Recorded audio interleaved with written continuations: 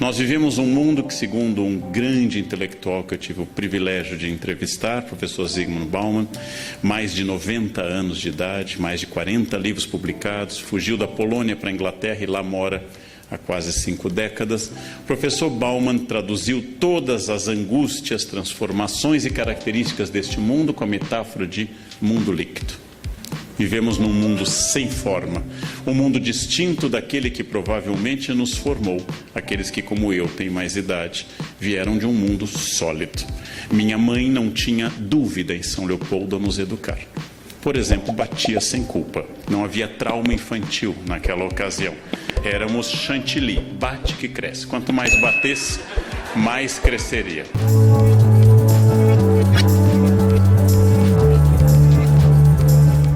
Também não havia bullying, a gente tinha que correr mesmo, não tinha bullying, tinha que fazer a sua própria gangue se quisesse fazer algo. Não havia nada daquilo que caracteriza este mundo. Minha mãe e minha avó, em São Leopoldo, tinham certezas absolutas. Minha avó insistia que eu fizesse concurso na Petrobras. E eu fico imaginando hoje, nesta fase da minha carreira, onde eu estaria se eu tivesse me tornado dirigente da Petrobras hoje, né? Ou rico ou preso, ou as duas coisas, que é uma novidade recente. O professor Bauman, essa grande cabeça pensante, que eu aspiro muito a chegar, que sai a idade dele com essa capacidade de raciocínio, o professor Bauman descreve tudo isso como um mundo, a partir da metáfora que Marx usou em 1848, onde tudo que é sólido desmancha no ar. Um mundo onde não há mais certezas. O símbolo é aquilo exatamente que acontece neste momento nessa sala. Eu estou falando a pessoas fotografando, outras digitando, outras atualizando o Face e outras estou na palestra, kkkk. Ou seja, é isso, este é o mundo. Nosso corpo está aqui e nosso espírito está em muitos lugares. Muitos lugares. Uma das características do mundo líquido é que o aqui e agora não junta mais corpo e alma. Nós não temos mais consciência e presença física neste momento. Nós temos um mundo intermediado pela tecnologia. Um mundo que cada vez mais depende dessa tecnologia. E essa liquidez atinge naturalmente valores. É melhor criar os filhos com grande clareza de princípios? Ou é melhor criar os filhos numa escola um pouco mais construtivista e um pouco mais livre? São dúvidas que nós temos que nossos avós não tiveram. Eu digo como professor, para acalmá-los como pais ou avós, tanto faz, não dá certo de qualquer jeito. Não? Eles irão ao psicólogo por motivos diferentes, só. Se vocês fizerem regras muito claras e muito duras, eles irão ao psicólogo porque a mãe era opressiva. Se vocês não fizerem, eles irão ao psicólogo porque a mãe não dava bola para eles. Não, vocês errarão sempre. Então, não tem jeito. Sintam-se tranquilos, porque não tem jeito. Os valores são muito fluidos. E uma das características, para quem como eu, vários aqui se apresentaram e disseram que eram professores, os alunos de hoje tiraram o conceito de autoridade e passam a considerar que tudo é uma questão de opinião. Eu dou a eles um texto do maior filósofo da história moderna para a contemporânea, Immanuel Kant. Eles leem 3 parágrafos, eles têm 18 anos, e eles dizem, não concordo. Kant. Ou seja, eu digo a eles, daqui a 30 anos, lendo em alemão todos os dias Kant, você poderá dizer, eu entendi. E nos próximos 30, talvez no fim da vida, dizer, acho que não concordo. Mas eles já não concordam com 18 anos. Ou seja, nós temos um mundo que diluiu valores como autoridade. E a única coisa que eu lamento nessa transformação é que eu fui aluno quando os professores tinham toda a razão. E hoje eu sou professor quando os alunos têm toda a razão. Eu nunca peguei um momento bom nessa história, né? Eu nunca gostaria de ter sido aluno agora ou ter sido aluno, professor há 50 anos. A globalização é uma realização. Eu já falei em texto e já falei na TV Cultura que a minha avó era o modelo da mulher não globalizada. Quando eu voltei do pós-doutorado no México, disse ela, vó, os mexicanos comem abacate com sal. E minha avó constatou, isso dá diarreia. E eu disse a ela, vó, o Brasil é o único país do mundo que come abacate com açúcar. Em todo o planeta Terra se come abacate com sal. Minha avó então concluiu: o mundo não sabe que dá diarreia. Não importa. Não importa o que eu dissesse, ela tinha certezas. As certezas dela eram totais. Por que vocês correm quando começou a onda de correr? Por que vocês correm? Por que vocês ficam correndo? Não é gastando energia? Não, mas é para manter a forma física. Lava a roupa, corta a grama, para ficar correndo. Não? Era absolutamente consciente. Quando o Dr. Cooper disse em São Paulo, há uns 12 anos que eu assisti, disse que correr desgastava as articulações, era melhor andar, a minha avó concluiu, eu sabia, eu sempre soube que isso era assim. Globalização aliada a um individualismo brutal. Basta vocês perguntarem hoje, ao chegarem a casa, perguntarem às pessoas isso.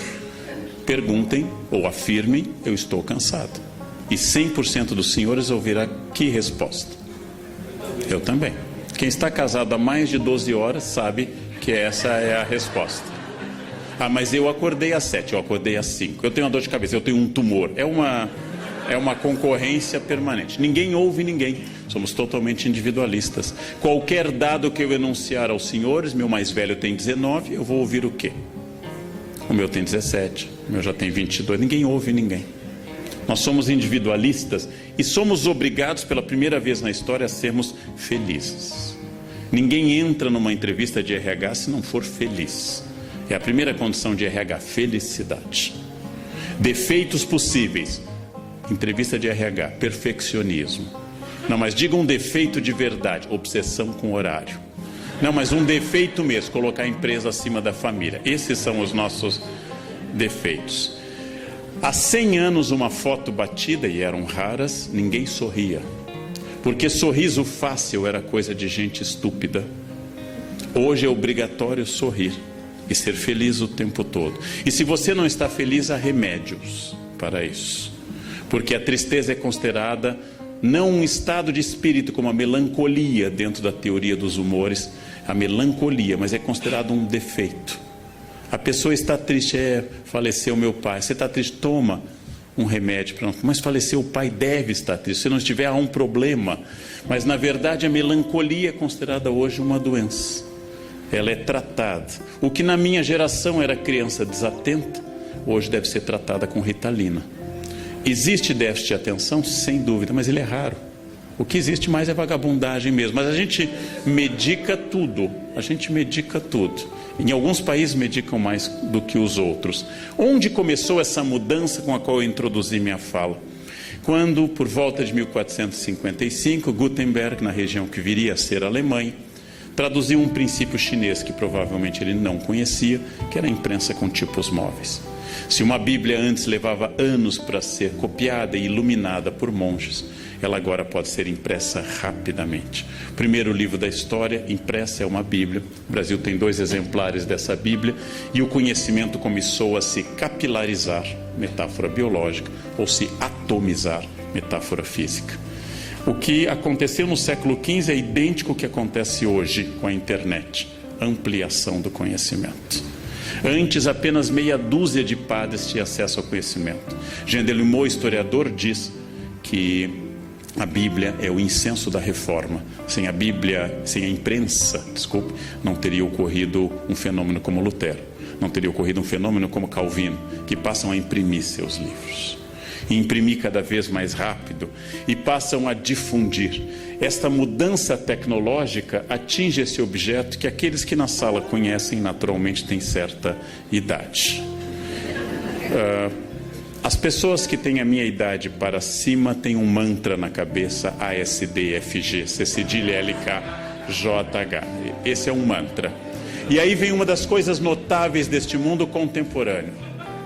Eu, Leandro, tenho diploma de datilografia. É um dos tantos diplomas inúteis da minha vida. Eu tenho um diploma de datilografia. E meus sobrinhos mais novos, que nunca estudaram datilografia, digitam mais rápido do que eu. Ou seja, eu fui preparado para um mundo que não existe mais. Uma criança me perguntou na exposição que eu fiz em São Paulo, a escrita da memória. Eu mostrei uma máquina antiga com teclado QWERTY para mostrar como funcionava o teclado, e ela perguntou: tio, o que é isso? E eu dei a resposta de um professor: isso é uma impressora wireless. E ela achou muito moderno, uma impressora wireless que capta sinal em qualquer lugar. Com essas metáforas eu mostrei a ela algo que ela nem entende mais.